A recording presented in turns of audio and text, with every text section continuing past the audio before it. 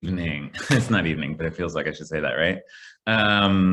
That's someone just asked. That's the Squid Game theme song, and it's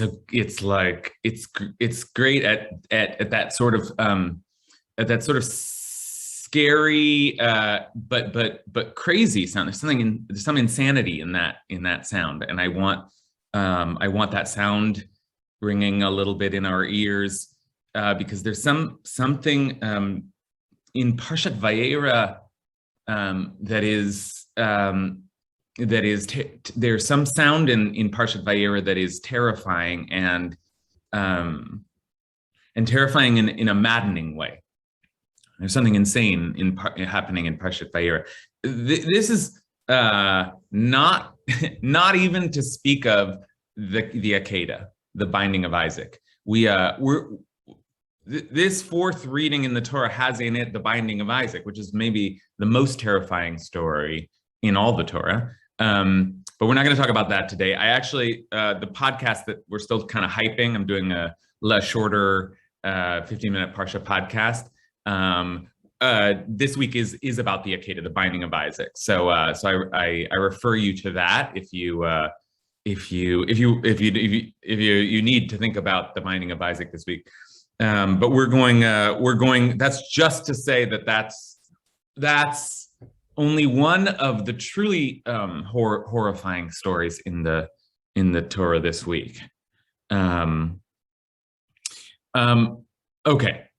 The only other thing I want to say before we get into that is I want you to stay tuned for an email soon. We're going to be announcing a whole new learning season, all manner of classes. I'm teaching a class on prayer on Monday nights.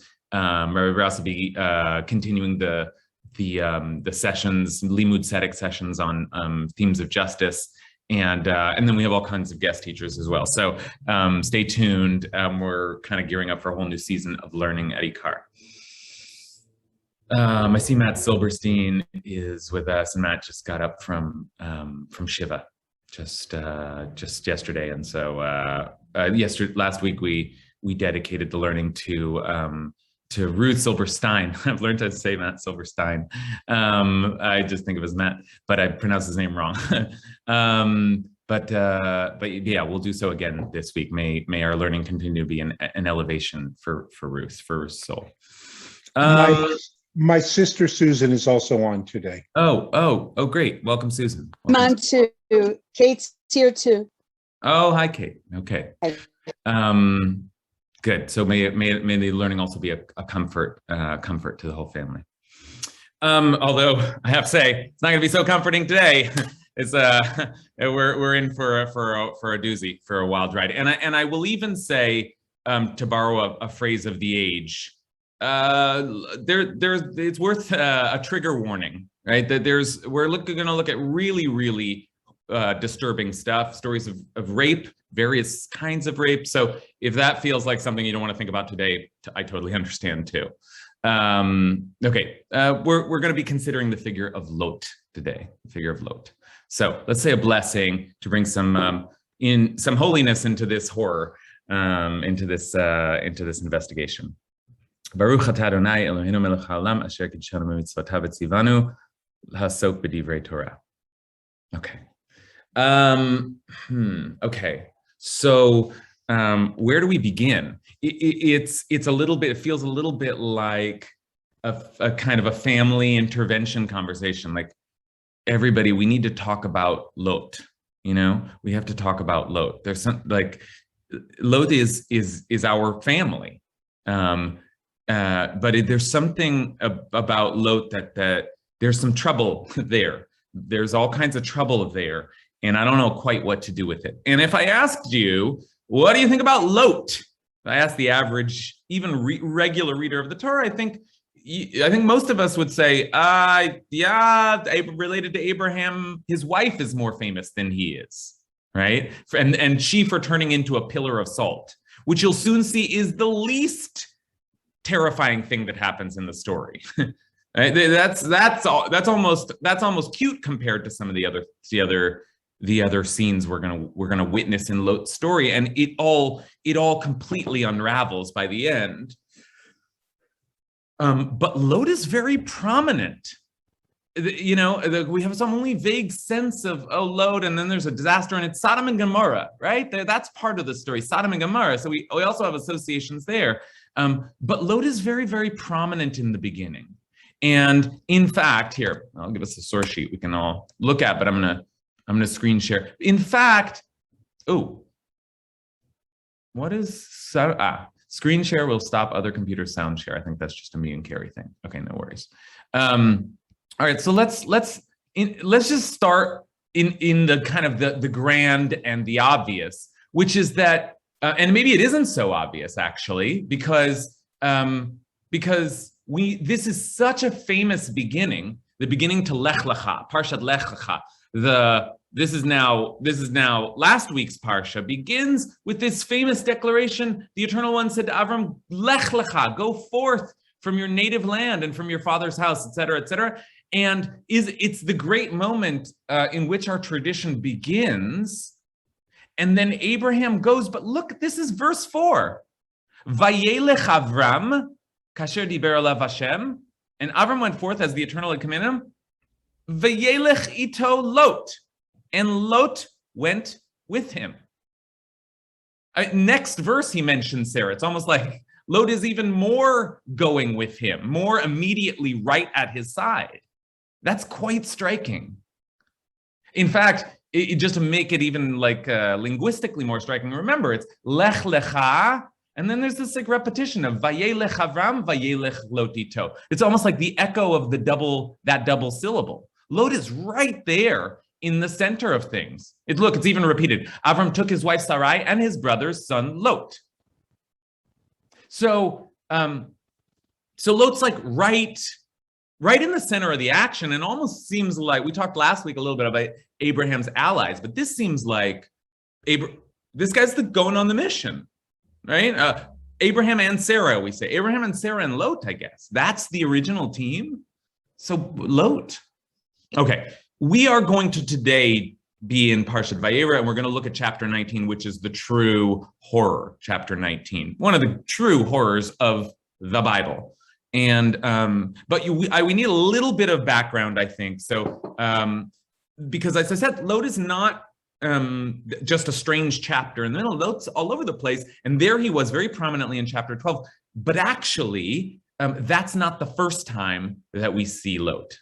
That's actually not the first time we see Lot. Just a few verses earlier in chapter 11. So I'm going to try and set us up for like give us some sense of Lot's history, where Lot's coming from, so that we can look at his end and try to put it in some kind of context. So I'll try to do this quickly so that we're not just following text one after another, but it is important to see. And I think actually this next text, which is really the first text, is important to take note of, because the very first mention we have of Lot is in chapter 11. And we are given the line that Abraham comes from. This is the line of Terach. Terach begot Avram, Nahor, and Haran. And then the first thing it says, remember Abraham hasn't had any children yet. The first thing it says is, and Haran begot Lot. There's Lot, all prominent again. And then the next line, folks. Vayamat Haran al pnei Terach aviv. And Haran died in the lifetime of his father Terach. Terach has 3 children. One of them gives birth to Lot. And the next thing that we hear, the first thing in Lot's life that we know, is that his father died. And his father died early. His father died early. Or at least so early that his grandfather had to take care of him. And that's exactly what happens. And so we see Terach, just a few verses later there, Terach took his son Avram, his grandson Lot, the son of Haran, and his daughter-in-law Sarai, the wife of his son Avram, and they set out together from Ur Kasdim for the land of Canaan. But they didn't they almost went to Israel, but they didn't. When they had come as far as Haran, they settled there. And that's where Abraham gets the call. But just note that Lot, something happened. Something happened early on in Lot's life. There was a great loss. and then somehow he becomes some kind of adoptee. That not adoptee, he's family. But he's family, but did he have to travel with Terach and then travel with Avram? And yet he seems to be, now we're taking care of Lot a little bit. Or that's one read. Okay, those are the facts. I'm already starting to make meaning of them, and I don't exactly know how to, but I do know that Lot, who is so prominent, is mentioned like it's almost like in a breath, and the lineage goes like this: Terach, Nahor, Haran, Lot. Haran's dead. And now what do we do with Lot? Okay, all right. Here now, okay, so that's chapter 11. We saw chapter 12, which is Lot going on the mission, and we need to just a couple of other snapshot moments before, again, chapter 19 is where we're headed. But chapter 13 is also very, very important because something, I said, Lot is sort of taken along for the ride, or is he prominently and passionately going along for the ride? But he goes along with Abraham. And then Abraham travels around for a while, and we looked at this earlier. Abraham being at the plains of Mamre eventually, but here he goes down to Egypt. Okay, now chapter 13. He comes up from Egypt. Avram comes up from Egypt and goes down into goes up into the Negev in this case with his wife. And all that he possessed. His wife now seems to be closer, right? She's mentioned now first. And Lot with them, or Lot with him. So again, that's sort of Lot. Lot's always around. Okay, now, Avram at this point had gathered assets. And interestingly, just look at the language here, because this is the way we're going to start thinking about Lot. V'gam Lot, and Lot who went with Avram also had flocks and herds and tents. Abraham had stuff, and Lot also had stuff. And the land couldn't support them staying together. And they began to fight. There was quarreling. So Lot, who's in the family, somehow starts to be like at the center of a family feud between Abraham and Lot. Or is it just their shepherds? I don't know what it is, but Avram's response is it's telling. I don't know what it tells, but it is telling. Because Avram said to Lot, "Let there be no strife between you and me, between my herdsmen and yours. For we are brother men." This is a strange phrase. Ki anashim achim anachnu. We are brother men. Well, they're not exactly brothers, but they are related. They're cousins. So, actually, they're not really cousins. Lot is Avram's nephew. But anyway, okay, they're brothers, and let's keep that language in mind. They have a connection. They're related, and Avram says, okay, so we're brothers, so you think they're going to solve the problem? No. Avram says, is not the whole land before you? Let us separate. This is not working. If you go north, I'll go, and I'll go any way that you can have whatever you want. If you go north, I'll go south, and if you go south, I'll go north. Let's separate ourselves. That's also very important information. What? Lot and Avram ultimately cannot get along, and Avram is trying his best. This is as diplomatic a departure as he can muster. He says, like, listen, we're family, but this isn't working. So let's separate out here in the desert. I mean, that's a big move. And I think I want to take us quickly to our material. So I don't want to belabor each and every single one of these scenes, but there are some lines that seem to me particularly striking. And one of them is this: Lot looked about him and saw how well watered was the whole plain of the Jordan, all of it. This was before the Eternal had destroyed Sodom and Gomorrah. And it looked like the garden of God, like the garden of the Eternal, like the land of Egypt. So Lot sees before him land that looks good, like Gan Eden, like the Garden of Eden, like the land of Egypt. Both, I think, like somewhat fraught as reference points. But okay, he sees this rich, lush land. And that tells us something about who Lot is and what he's concerned with, because then he chooses for himself the whole plain of Jordan. But if we needed any more telling, the Torah, almost as an aside here, says that Lot settled in the cities of the plain, pitching his tents near Sodom. Now the men of Sodom were very wicked sinners against the Eternal. Okay? So that's basically where we leave Lot. And we're going to leave him for a while, and then we'll come back to Lot. But Abraham says, get away. It seemed like we were a team here, but you get away from me. And where Lot goes is into the lush, watery, like fruit of knowledge kind of a land of power and beauty and saturation and wealth. And maybe, okay, I'm editorializing now, but there's something like Lot is lusting after this goodness, and there in the midst of it is wickedness. Okay. So that's important background. Okay, that, by the way, I know I'm doing a lot of setting up, but like the truth is what I realized is the Lot story is so massive that I'm either going to just give a lot of it to you and then we can analyze the end, or we would just not see any of it at all. So let me just give you two more pieces and then we'll be ready. One more piece is this. Rashi begins to, what do the rabbis say? What does our tradition think of Lot? Rashi begins to tell us what our tradition thinks of Lot at this moment. Because the work that we have been doing just now, what's the backstory here? Something off about Lot. Why am I getting a bad feeling? Rashi's getting a bad feeling too. The rabbis of the Midrash were getting a bad feeling too. And you can see that here.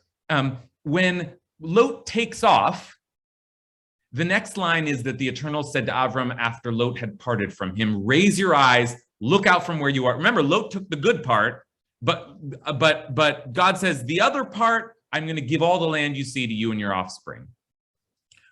Okay, what does Rashi notice there? That God started talking after Lot had parted from him. So long as the wicked one was with him, the word of God was kept from him. So that gives you a feeling for where Rashi wants to go with Lot as a character, which is that Lot was a spiritual dead weight. So Lot was there was something wrong with Lot. Okay. And just the last thing, just so we have all the pieces in front of us before we get into the tale of Lot. It is also true that Abraham nevertheless fought an entire war for Lot. An entire war for Lot. Chapter 14 here, there was a battle. There were 4 kingdoms against 5 kingdoms, and Avram did not care. He was not involved. But then the invaders seized all the wealth of Sodom and Gomorrah and all their provisions and went their way, and they also took Lot, the son of Avram's brother. And a fugitive brought the news to Avram the Hebrew. This is the passage we looked at last time, who was dwelling at the terebinths of Mamre. And when Avram heard that his brother had been taken captive, he went to war. He went to war, and he got Lot back. So okay, so that's it. That's the setup. That's all the backstory of Lot. Abraham fought a war for Lot to save this nephew that he had also pushed away. This nephew that he had also taken care of. This nephew who had come from tragic origin. There's a lot going on already. And then we get to chapter 19. And everything goes haywire. Okay? So here we go, chapter 19. We're going to head into chapter 19. And as we head in, I want you to look at these opening verses and tell me, what does this remind you of? There's a haunting feeling even as we enter, and there's some familiarity here. Okay, so that's a little tip off to where we're going. So let's take a look. Chapter 19. The 2 angels arrived in Sodom in the evening, as Lot was sitting in the gate of Sodom, or at the gate of Sodom. When Lot saw them, he rose to greet them, and bowing low with his face to the ground, he said, please, my lords, Na Adonai, turn aside to your servant's house to spend the night and bathe your feet. Then you may be on your way early. But they said, no, we will spend the night in the square. Sort of an odd response. We'll just sleep outside. But he urged them strongly. So they turned his way and entered his house. He prepared drinks for them and matzah, and baked unleavened bread. Matzot, afa, baked matzah. And they ate. Okay. All right. Let's begin. Now, that's so nice. Hospitality. Let's do some of the obvious work. What does this remind you of? What does this remind you of? Abraham inviting the guests into his tent. Thank you. Thank you. Richard is one of those folks who will sometimes just lob us the ball over the plate if we need it. And that's right. That's right. There's something about this language. It's not, look, this is the very last chapter. Okay, so it's not an act, it's not like just a vague resemblance here. It's like there's a kind of symphony to it. And we are meant to read chapter 19 as a direct echo of chapter 18. And again, of course, Rashi understands this. So like, take a look. What Richard just remembered is what Rashi notices also. And Lot saw them, and Rashi says, borrowing from the Midrash, from the practice in Abraham's house, he had learned to look out for strangers. Oh, that's where he was raised. He was raised in Abraham's house. So he's the kind of guy that is going to be outside of his tent watching for strangers. Now, this is sort of like one of those, what's the name of the game where you have the two pictures and they're like the same and you have to spot the differences?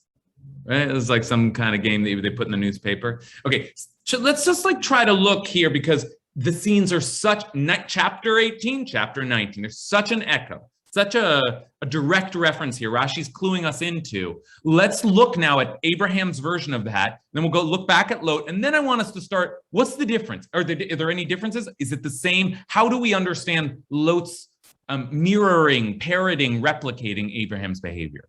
So take a look here. Chapter 18. The Eternal appeared to Avram by the terebinths of Mamre, and he was sitting at the entrance of the tent in the heat of the day. Looking up, he saw three men standing near him. As soon as he saw them, he ran from the entrance of the tent to greet them, and bowing low to the ground, he said, "My lords, if it please you, do not go on past your servant.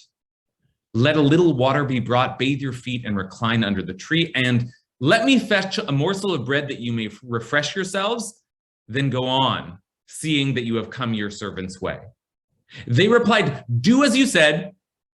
Avram hastened into the tent to Sarah and said, "Quick, 3 seahs of choice flour, knead and make cakes." Then Avram ran to the herd, took a calf, tender and choice, and gave it to the servant boy who hastened to prepare it. He took curds and milk and the calf that had been prepared and set these before them, and he waited on them under the tree as they ate. Famous scene, Avram's hospitality. Famous, famous, famous. Okay, so now once again, let's go back to Lot and just like, it was a shorter moment here, but it is a direct echo. So let's think about this echo. The two angels arrived in Sodom in the evening, or Sodom, and Lot was sitting at the gate of Sodom. And when Lot saw them, he rose to greet them, and bowing low with his face to the ground, he said, "Please, my lords, turn aside to your servant's house to spend the night and bathe your feet. Then you may be on your way early." But they said, "No, we will spend the night in the square." But he urged them strongly, so they turned his way and entered his house. He prepared drinks for them and baked unleavened bread, and they ate. Okay. All right. I know there was a lot of setup today, but let's begin. What's going on here? How do we see this echo, this mirroring? What is Lot up to here? So let's let Richard start because he gave us some of the core tools. Can't hear you, Richard. Can't hear you. Okay, first of all, Lot is hanging out by the gates of Sodom, not in front of his own house. He has nothing to do at home. He has no work to do. He's hanging out by the gates of Sodom, hoping that some strangers will come by. And the second point is obvious. He has to beg them to come to his house. He has to cajole them. I'll shut up now. Great. No, that's okay. Good. Something about this almost seems like a little anxious, a little forced, a little like he's looking to do something. And what is that? There's lots of ways to read that, but there's something. It's not just in the natural part of his day, or like, there's something like he's trying to do. He's at the gate looking for folks. Okay, great. That's a good first pass. Noah. Yeah, the Midrash, I'm sure, makes it very negative if they stay in the square and after Lot takes in them in and they leave, then more bad stuff happens. But I think it's just really interesting that he does something very similar to Abraham, but here with Lot, they mention matzahs for some reason, where Abraham it was lechem, and we have matzahs again in Exodus. So really, what's the significance of this matzah piece? Is it saying that Lot might be a holy person? Is he a good person just stuck in a really bad situation? I'm not really sure. Okay, great. That's wonderful too, Noah. And Noah's suggesting we need to do midrashic work here, and he's exactly right. Like the kind of, now when we've got such a strong echo, then the traditional way of interpreting this is to really carefully look at every detail. If they're so close and they're so similar, then every turn of phrase that's different is significant. And so Noah pays attention to the food. And he's right that it actually seems quite different. First of all, there is matzah instead of, what is it that Abraham serves? The choicest flour, right? And curds and milk, and slaughters an animal.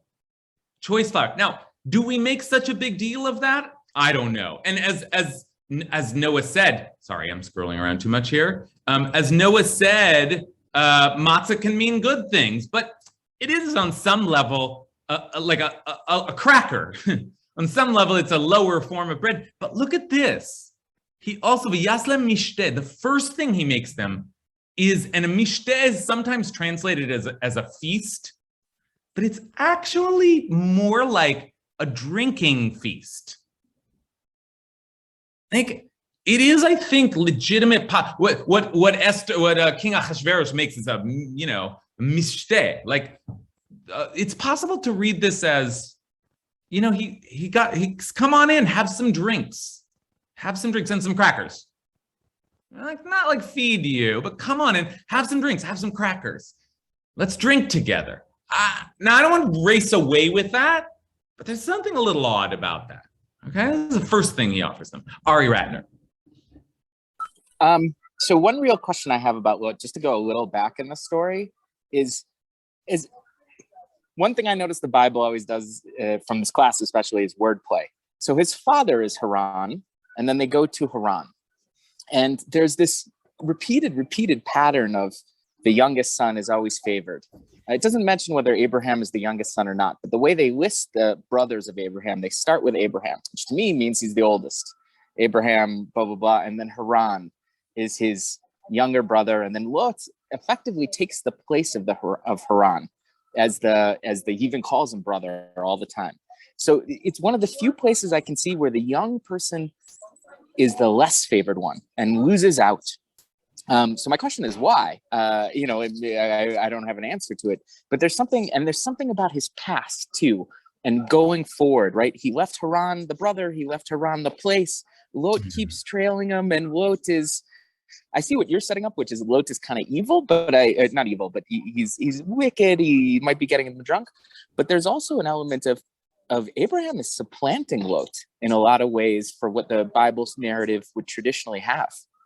Yeah, that's okay. Good. That's really, really insightful, really, really helpful. There's something here that's happening that, like, we're going to continue like with the close reading, but also in a much more kind of like general thematic lens, we can see that there is going to be, in the generations that we are soon to follow, there's always going to be kind of like a quarreling between brothers. And usually, as Ari says, it's the younger. Was Avram, if Abraham was younger than Haran and Haran was displaced as the firstborn, that would like fit in. But Avram seems to be older. I don't know if we can map it on exactly, but Ari's right to say, it isn't so strange to have Avram need to separate himself from his brother in order to inherit the birthright. Seems like part of it. And if that is so, it's not just, oh my gosh, look at that old theme of sibling rivalry, but it also means that part of what this is about from the very start is family dynamics, this complicated family dynamics. got to take care of Lot, or maybe Lot was supposed to inherit something, or Lot is our family. We're traveling with Lot. We're fighting with Lot. Like, so Ari's right to caution us from just like too quickly saying like, look, Lot seems like a bad guy. Abraham's a good guy. Lot is to a certain extent a foil for Abraham, and to use the kind of literary term. And that's right, because we are supposed to see these two scenes in context. It's not just a foil. They're related. One lived in the house of the other. Twice, really, because Lot grew up with Abraham in Terach's house, right? So, yeah, this is family business. This is family stuff. Alexandra.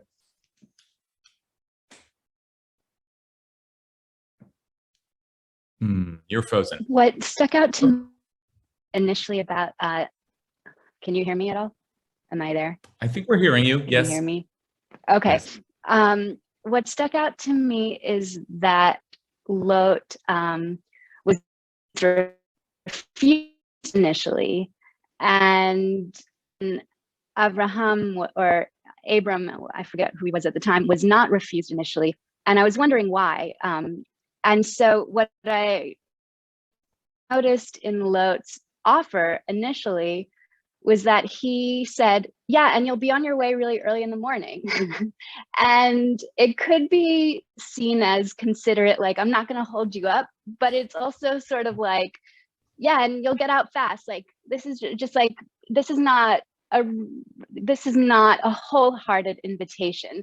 And to me, the matzah indicates that too. It's like a speedy thing. Like, yeah, you can stop here for a little bit, but this is not a wholehearted invitation the way that Abraham's was. And so the angels refused it, as often one would when you feel like it's not totally a wholehearted invitation, but then he convinced them. And maybe he convinced himself, but that's what I noticed, the difference in the hospitality and the tone with which it was offered. Okay, that's really great. That whole moment, that whole interchange comes in the night, and then you'll be on your way in the morning. So there's lots of ways to read that. Alexandrin really notes that, and this in some ways picks up on Richard's initial comments. There's something almost like where are we here? Sorry. There's something almost functional about something just like going through the motions. Oh, I'm waiting at the gate. I found my guests, and now if you come to my house, and I'll have you right on your way in the morning. Like there's something about it that almost seems like it's not real attentiveness. Remember, Abraham waits on them hand and feet, whereas on the other hand, they are going to spend the night. And I must take a moment just to pause and reflect on that. I mean, okay, on the one hand, they're in a city and it's getting dangerous in the city. There's many possible explanations, but I don't know, because of the place this story goes, I can't help but wonder, like, what's going on here? Like, stay over, you know? I mean, spend the night and then you'll be on your way in the morning. And I guess the truth is, I don't know whether to make that big a deal of it, but let's just keep that in our minds, that he wants them there in the house at night, you know, doing some drinking. And you think that I'm being too suggestive, right? That's just like making a little too much of it. But as we'll soon see, this is sort of where the story goes. So let's note the fact that he wants them in his house, drinking alcohol late at night. He was looking for them at the gate. I don't know. Okay, I don't know yet, but Rabbi, let's keep that in mind. Someone? I have a question. Yes, please. So Lot has been here for a while. This is not his first night that he spent in Sodom. So he knows what the town is like. And, you know, people don't tend to have like just unusual behavior out of the blue. People tend to be the way they are, and they repeat their behavior over and over again. So when these guys want to sleep the night in the town square, he probably knows what that means. Hey, you better not sleep. This is a dangerous place. Yeah. Get yourself into some place that's safe. Otherwise, you could be hurt. You could be, this is a dangerous area here. You got to get. You can't sleep. Okay, good. Okay, good. That's important. Robert pulls me back a little bit from the edge, right? Like I'm starting to get in a little interpretive, a little like it's like I'm looking to build a case here where there isn't one just yet. And Robert reminds me there's a perfectly reasonable, and not just reasonable, but ethical interpretation of Lot's behaviors. And that I think is exactly where we're at this moment in the scene. There's something about Lot that clearly wants to continue the spirit of the traditions that he was raised in. He is, like Abraham, someone who is looking to, there's something important to him about being a caretaker to wayfarers on the road. He's part of that family and that covenant and that way of being. And it's no surprise that he imitates that. And at the same time, there's something a little bit off about his behaviors all the way down the line. And I'll just give you one other person's noticing, which is Rashi, who notices that he says, spend the night and wash your feet. And Rashi says, and maybe Rashi is nitpicking here, but Rashi says, is it then customary for people to first tarry all night and then to wash? And we know that Abraham began by saying to them, wash your feet. Now, again, I don't know if that's too nitpicky that Abraham washes their feet and then they eat but it echoes some of these other comments that I've heard. It's like he's so in a rush to get them in his house that he's not even thinking about the order of things. Like, give them a break, let them wash their feet, see what they like. Okay, like, and again, I know that so far it feels like. But soon we're going to explode the story. I keep using the word nitpicky, like we're being nitpicky, like, oh, that's a little different. That's a little different. Wait a minute. But soon we're going to blow this story wide open. Let's take one more comment before we do from Matt Silberstein. A small one and then a textual one. The breads are really the same because you don't have loaves of store-bought bread. So taking an hour is unleavened bread. Both of them are saying, go make bread. They may be saying it slightly differently, but you don't get better bread. If you're not doing matzah for Passover, you go and you knead it and you cook the bread right away. It's still unleavened. So that's a little thing. A bigger thing, I just realized Lot is like Noah. He is a righteous man in his world. We are given the righteous man in the corrupt world. Right. We're only given a description of Noah as that, and we don't know what that means. And would he be, would Noah have been Abraham or would Noah have been Lot in our world? But in Lot's world, he's righteous. In a world of people who do terrible things, he's doing good stuff. Maybe not as good, but he's a righteous man in his world. Yes, that is a very, very important comment. And I really thank you for that, because that's an important frame to keep in mind. Lot, part of what Lot represents is that he's living in Sodom. He's living in Vegas. I like Vegas, don't worry if you live in Vegas. But he's living in like Sin City. And he's got the shul there. Chabad of Las Vegas, you know what I mean? Like he's got the shul there and he's keeping it together, and he like, maybe it doesn't work and maybe it affects him, and maybe we're going to see how like the boundary between whatever kind of holiness or integrity he's trying to preserve is soon eroded. But Matt's framing might be important, that Lot might represent someone who is, yeah, it's easy to be Abraham when you're out in the desert, but he's in the city, and in the city things are rough, and don't spend the night in the square. Come on in, because we're in the Wild West here, Okay, all right. Let's we've done a lot of work already, but we still haven't gotten to the. Yeah, I just, this is such a horrifying line. I don't even want to set it up. It is meant to shock, and it's hard for me to even understand. I'm mostly going to ask you what you think is going on here. Some of you know what's coming, but the thing that happens ultimately is that back in chapter 19 here, back in chapter 19. Okay, so they can't. These he convinces these two men who are angels. It's not clear whether he's aware of that, right? It says Anashim Ha'el. It's not clear whether that means these men or men of God. Anyway, okay. Here we are. Here. Sorry, I keep going to the wrong paragraph. That's the problem. Okay. Okay. So he prepares this. They eat the matzah. They go to sleep, but they didn't quite get to sleep when the townspeople, the men of Sodom, young and old, and they're pretty distinctly labeled as men here. All people, kol ha'am, miktzeh, on all ends, all kinds of people, they gathered about their house, and they shouted to Lot, and they said, "Where are the men who came to you tonight? Bring them out to us so that we may be intimate with them." And the language here really is so that we may know them. So that we may know them, but we know that in the Bible that is a euphemism, but it's also it's an intentional euphemism. Like, let's bring them out here so that we may know them.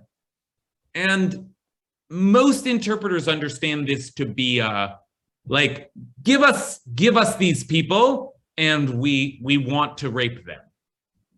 Whether I leave it to you whether that's a fair reading, but that's the euphemism is generally understood to be applicable here. We may know them. I mean, even in the translation, right? That we may be intimate with them. That's even in the translation. So Lot went out to the entrance and shut the door behind him. And here he says something that if you haven't seen it before, and if you haven't even seen it in a while, truly turns the stomach, the soul, the psyche. And he said, "I beg you, my friends, do not commit such a wrong. Look, please, I have two daughters who have not yet known a man." And that is part of why, by the way, the euphemism is read in. They have not known a man. "Let me bring them out to you, please, and you may do to them as good in your eyes. But do not do anything to these men, because since they have come under the shelter of my roof." I have this little parenthesis here because it says Anashim Ha'el, which would mean men of God. Maybe he understands that they're angels, but it also means these men, so it's not clear. So I leave that to you as well. But mostly I don't have anything to say here. I feel a little, my soul feels a little deflated every time I read this. I don't exactly know what to do with it. And so I don't know, do we have some understanding of does Lot not care about his daughters? Does he not like, what is, like, is it a patriarchy thing?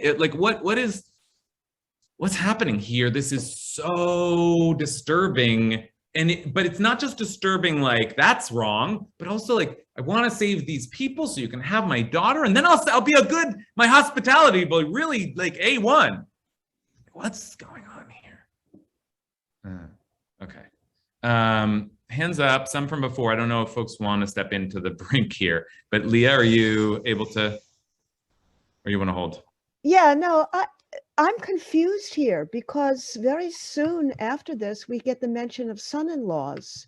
So if there are son-in-laws, does Lot have 4 daughters, 2 of whom have spouses and 2 of whom are yet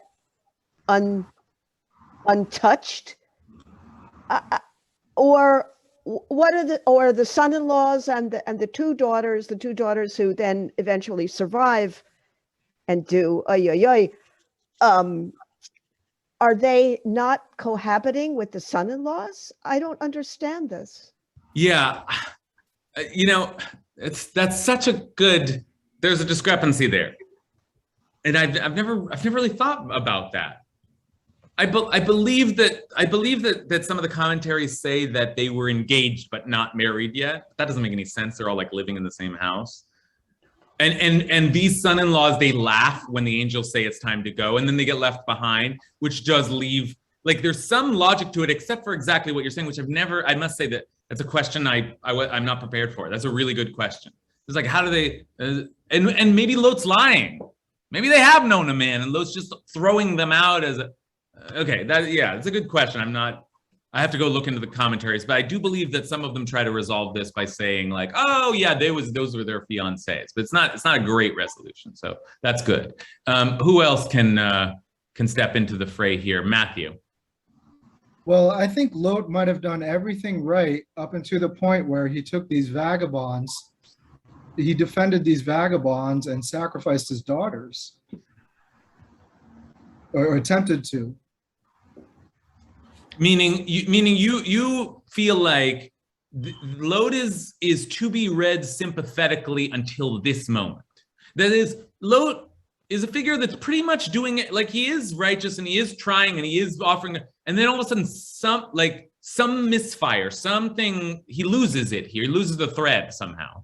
Yeah, welcome the stranger, but don't offer your daughters up to get raped instead of the stranger. Yeah, and if that is the case, then part of and I've thought along these lines before too, but it's a strange narrative. It's a strange interpretation, which is that Lot is so hungry to be a righteous person. He wants to be like Abraham, and he learned these methods from Abraham. But you see, he's switching the order. He's getting things wrong. He doesn't know exactly how to. It's not real for him, and so he doesn't actually have an ethical system. And all he wants to do is I mean, I'm problematizing it more than you did just now, Matt. But I mean to say that in your suggestion of this breaking point, there is a kind of tragic but sympathetic read of Lot as trying to be a good person but not knowing how. Now that's a little like, what do you mean trying to be a good person? Oh, I didn't know you're not supposed to offer your daughters up to a mob.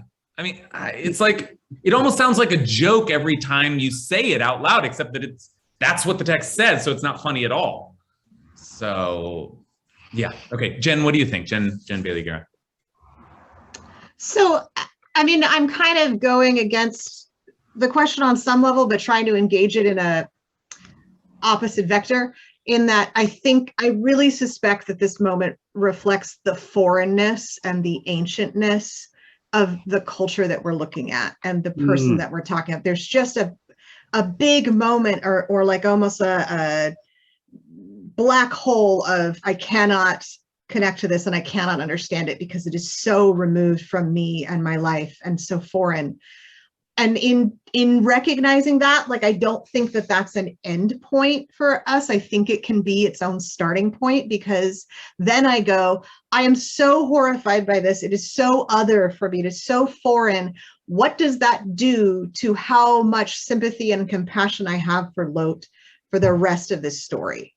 Can I hold that mystery, that foreignness, that otherness, that horror, and then examine how much sympathy I can have for him, how I can understand the rest of his story within that, and not even just in spite of that? If someone does something so evil to me and so incomprehensible to me, and then disaster befalls them, where is my heart toward them when that happens? And I think that's a really useful way of approaching. It's not the only way. I think trying to figure it out is good too, but I really feel like I benefit from holding that as I look through the rest of the story. I really, really, really, really appreciate that framing. I mean, that's a valiant attempt that you're making to try to step into the experience of a character that is based on a world that all of which is so, as you said, foreign, so estranged, so buried in it, not just a different culture, a different time, a different. What would it mean to try to understand the character working within their own terms? Now, that is, I think, what Jen is doing there is extremely important, not just because it is a kind of a valiant attempt at some kind of transcultural empathy, but also because the Torah also understands this to be part of some kind of, in other words, it isn't just this moment that is strange, but it plays out in the rest of the story. The Torah there's some connection the Torah is continuing to play with and make. It isn't just, wow, look at what a crazy thing that guy did. It doesn't end there, because the strangeness and the sort of the horror of the story continues.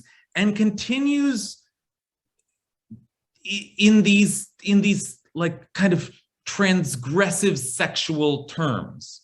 And that is to say, and the other thing that we must mention here is that the story then ends, and this you may also just know or have heard of, which is that that they drive them out of the city. The angels drive them out of the city. Remember that son-in-laws they're not interested, and so and of course Lot's wife strangely looks back and is turned into a pillar of salt.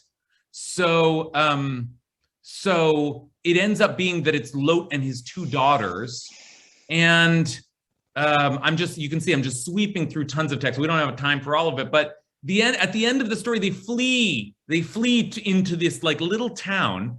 And as they're there one night, the older one says to the younger, these are the two daughters, "Our father is old, and there is not a man on earth to consort with us in the way of all the world. Come, let us make our father drink wine, and let us lie with him, that we may attain life through our father." So each of the daughters on successive nights gets Lot drunk and then has sex with him. And the story ends, thus the two daughters of Lot came to be with child by their father. Okay, so like also just very difficult, very disturbing, but clearly there's some connection here. It's like Lot is off in a way that the story wants us to think has seeped into his family or comes back to get him, or I'm not going to share with you a midrash. There's a midrash here. Actually, I'll share with you just a few lines from it, because this midrash is making this point exactly. This midrash that says, look at this. Normally a person would undergo death for the sake of his daughter or wife. Indeed, he would willingly kill or be killed for this sake, but this man was willing to allow his daughters to be abused by men. The rabbis were shocked by this too. And so the rabbis read this, and so God said to him, by your life, keep them for yourself. School children will one day laugh derisively when they read, thus were both the daughters of Lot became pregnant by their father. Now, I'm not standing by the ethical one-for-one there. You know what I mean? Like, again, it's a different way. The way the rabbis are reading is like they were punished. Ha! Your daughters took advantage of you because you tried to offer them up. And that's like that is not a satisfying equivalency there. But the rabbis are saying that something is happening here where Lot has lost something and it all unravels and his daughters lose it too. And this family is now completely off the rails in a way that has to do with these horrifying boundary breaking sexual relationships. Okay. Okay, well, with that, we only have 6 minutes left, but let's do some of the processing here of this mess that we see before us. I see Susan Silverstein has a hand up. It's like abused children who go on to themselves be abusers. Lot is their role model. Their sense of ethics is turned around. Yeah. That's it. Yep, that's it, and that's well said, and that's a lot. Meaning that is certainly one of the, not just one of the interpretations, but an interpretation that can sit along with many other understandings of what's going on in this story. One of the things that seems to have happened is these daughters have not been raised with, like, there's some trauma that's been passed on to them, and they're playing it out. They were, intentionally, unintentionally, psychically, like, hard to say, but there's some family trauma there. Okay, Hal and Kathy?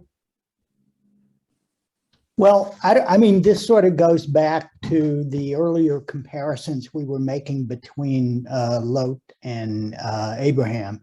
And I don't know how exactly, whether it works or not, but one thing that struck me was the contrast between this situation with his daughters and the binding of Isaac.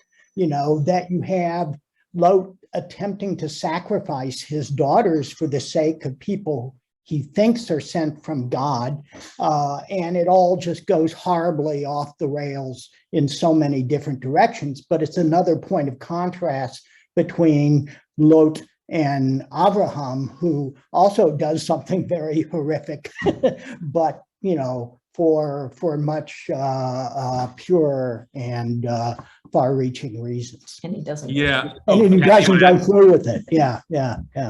And he doesn't go through with it. Yeah. So.